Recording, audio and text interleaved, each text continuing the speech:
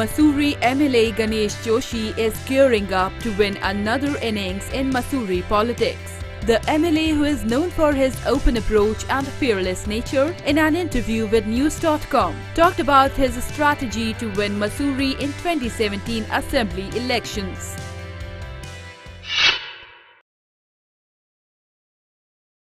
देखिए, नरेंद्र मोदी जी ने जब नोटबंदी को शुरू किया था,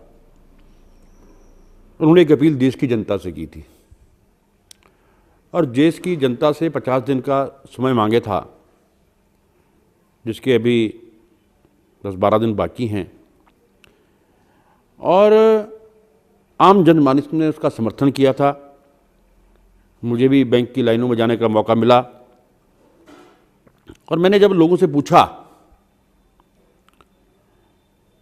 उनको दिक्कत भी हो रही थी, लाइन में खड़े भी हो रहे थे, उसके बावजूद उनका ये कहना कि मोदी जी का ये कदम सही है, वो उनकी राजनीतिक दूरदर्शिता को दर्शाता है।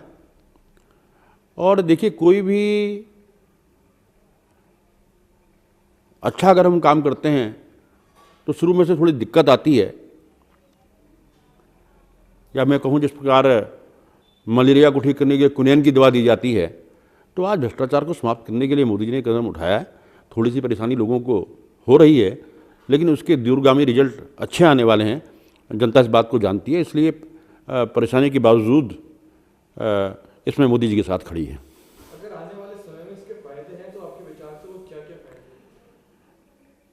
देखिए, आने वाले समय में जो काला धन है,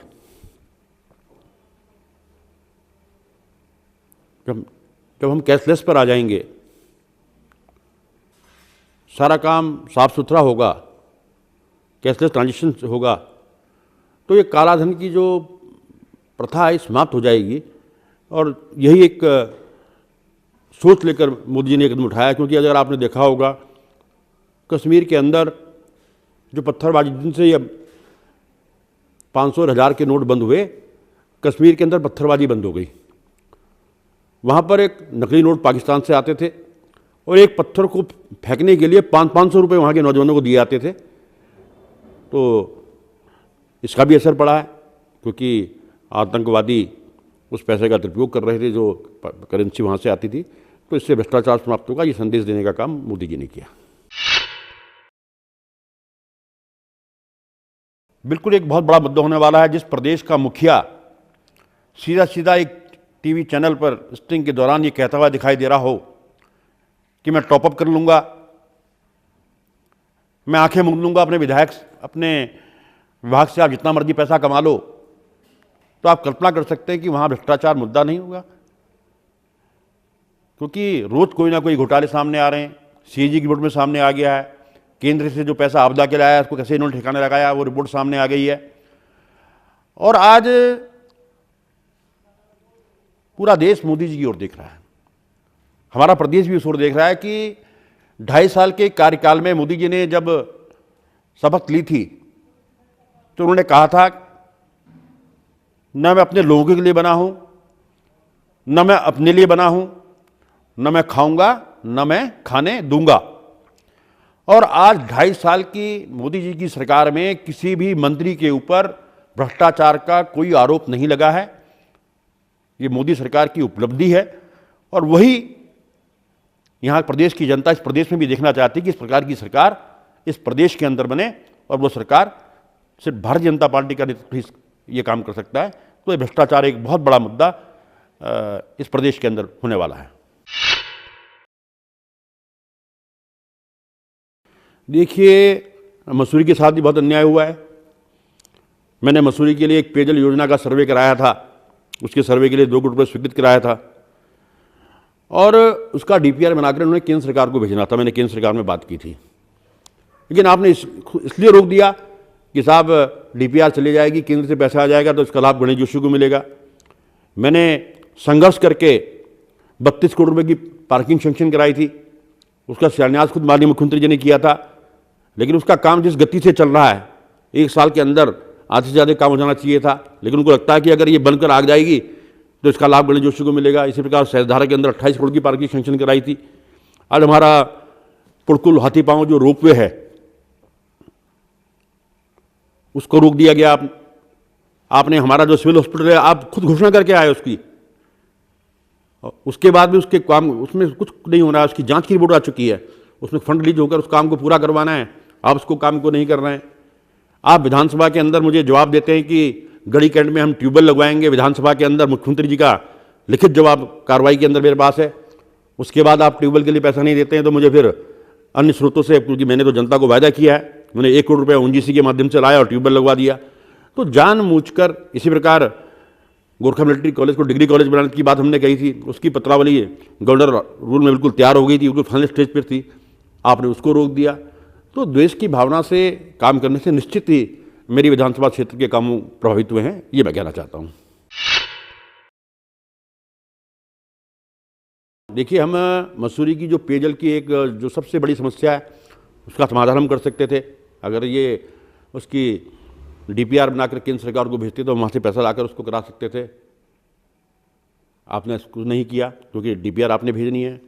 इसी प्रकार हमने कहा था कि मसूरी की जो अगल बगल के क्षेत्र हैं, क्योंकि आज मसूरी में जो टूरिस्ट आता है या तो धरुल्टी जाता है या केम्प्टी जाता है या मसूरी, 2 या 3 दिन में वो वहाँ पर स्टे करने के बाद चले जाता है। हमने कहा था कि मसूरी के अगल बगल के क्षेत्र हैं, जैसे बुरासखंडा है, जॉर्ज एवरेस्ट है, भट्टा फॉल है, अगल बगल के क्षेत्रों को अपना सरोना है, इनको जो है टूरिस्ट प्लेस के रूप में डेवलप किया जाए ताकि जो टूरिस्ट वहाँ पर आए, क्योंकि वहाँ की पूरी इकोनॉमी मसूरी की, वहाँ पर एक होटल चलता है तो उसके पीछे मैनेजर होता है, वेटर होते हैं, कुक होते हैं, कई लोगों को रोजगार मिलता है। तो अगर एक हफ्ता टूरिस्ट वहाँ पर रुकता तो रोजगार के और साधन पैदा होते। लेकिन आपने कोई योजना बनाया, कोई आपने केंद्र को नहीं दी। या टूरिज्म में बहुत संभावनाएं हमारे पास हैं, तो इस क्षेत्र में बहुत काम करने की आवश्यकता थी, लेकिन सरकार की देशपूर्ण नीति के कारण इन कामों को नहीं हो पाया। देखिए, उत्तराखंड में जब उत्तराखंड आंदोलन की लड़ाई को हम लड़ रहे थे तो हम कहते थे पहाड़ के पानी और पहाड़ की जवानी को हम रोकेंगे। आज हमारे यहाँ टूरिज्म में इतनी संभावनाएं हैं, अगर हम टूरिज्म को 2 भागों में डिवाइड कर दें, एक रिलीजियस टूरिज्म और एक सामान्य टूरिज्म जो आदमी इंजॉय करने के लिए आता है। ठीक है, हमारे जो धार्मिक स्थल हैं, गंगोत्री, यमुनोत्री और बद्री, केदार, इधर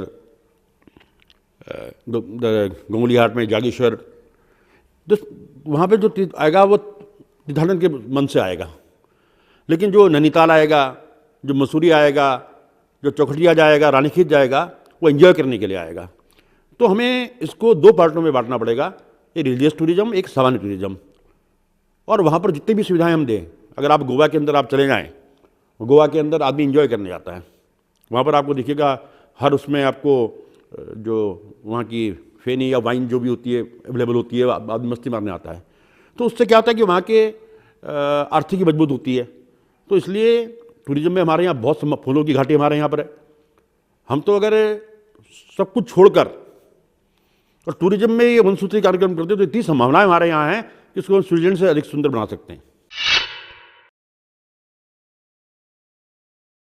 सबसे पहला हमारी कोशिश ये होगी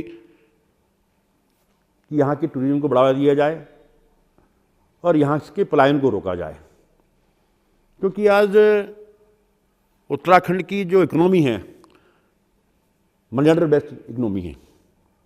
हर परिवार का बेटा देश की सीमाओं पर देश में रक्षा कर रहा है, वो वहाँ से पैसे भेजता है और तब परिवार चलता है। और 2013 की आपदा के बाद हमारे पहाड़ खाली हो गए हैं।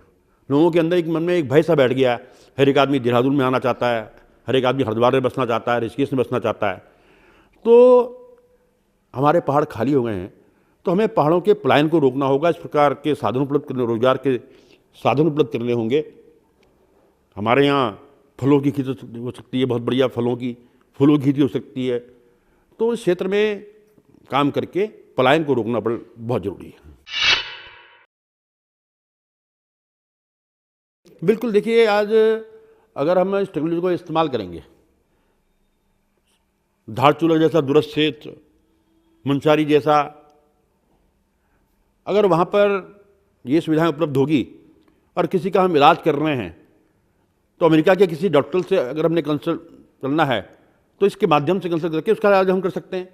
तो इसको तो आज बहुत आगे बढ़ाने की आवश्यकता है और इस दिशा में हमारी सरकार, केंद्र की सरकार लगातार काम कर रही है और इसके रिजल्ट भी धीरे धीरे सामने आने लगे हैं।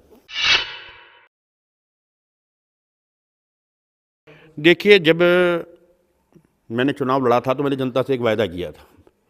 मैंने कहा था कि अगर आपने मुझे विधायक बनाया तो मैं विधायक बनकर नहीं, एक बेटा बनकर, एक भाई बनकर और एक परिवार का सदस्य बनकर आपकी सेवा करूंगा। और इस भावना से मैं काम करता हूं। 24 घंटे 365 दिन जनसेवा में लगाता हूं, जब लगातार जनता के बीच में उपलब्ध रहता हूं। मेरी विधानसभा में मुझे कोई विधायक के रूप में बात नहीं बनता, कोई मुझे चाचा बोलता है, कोई मुझे भाई बोलता है, कोई मुझे मामा बोलता है। तो इस प्रकार का रिश्ता मैंने जनता के साथ जोड़ा है। इसलिए जनता मुझे चुनेगी कि आज उनके बीच का व्यक्ति और एक सामान्य व्यक्ति, और मैं बड़े गर्व के साथ कहता हूं कि मैं फौज में सिपाही था। तो जब मैं ये बात कहता हूं तो लोगों को लगता है कि विधायक बनने के बाद भी जो व्यक्ति अपने अतीत को नहीं भूलता, और मेरे विधायक बनने में मेरी सैनिक पृष्ठभूमि का बहुत बड़ा हाथ है। जो मैं सुबह शाम तक मेहनत करता हूं तो मेरी सैनिक भूमि का, मुझे जो पृष्ठभूमि है उसका मुझे बहुत लाभ मिलता है और यही मेरी एक उपलब्धि भी है।